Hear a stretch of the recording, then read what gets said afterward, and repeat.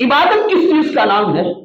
عبادت نام ہے ہر چیز کو الگ کر کے بس ایک ہی ذات کے سامنے اپنے آپ کو جھکا دینا۔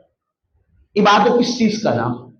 ہر چیز بعد میں، لیکن سب سے پہلے اس کا معبود برحق ہو، اور اس کائنات کا معبود برحق اللہ ہے۔ ماں سوائے اللہ کے اس کائنات میں کوئی معبود برحق نہیں ہے، سب جھوٹے ہیں، سب باطل ہیں۔ سب سے سچی ذات اللہ کی، سب سے اعلیٰ ذات اللہ کی، سب سے عظیم ذات اللہ کی، اور عبادت کی مستحق ذات اللہ کی۔ ماں سوائے اللہ کے کسی اور سے امید نہ رکھنا، بندے سے امید رکھنا یہ تو انتہائی کمین کی کیفیت ہے نا، کسی بندے سے امید رکھنا۔ لفظ سخت ضرور ہے، لیکن اللہ کی ذات کے بارے میں مقابلے میں آ جائے تو کوئی سختی نہیں۔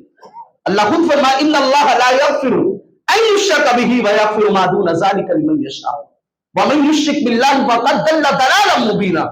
اللہ فرماتا ہے جس نے میرا شریک کسی کو ٹھہرایا اس بندے کو میں کبھی معاف نہیں کروں گا، چاہے جیسے مرضی بن کے آ جائے، ہر گناہ معاف کر سکتا ہوں۔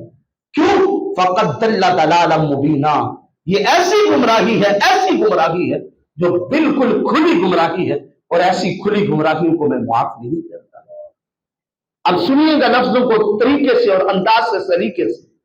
ماں سوائے اللہ کے کسی اور کو سجدہ جائز نہیں، خواہ وہ باپ کیوں نہ ہو، ماں کیوں نہ ہو، خواہ وہ وقت کا جتنا مرضی بڑا ولی کامل کیوں نہ ہو۔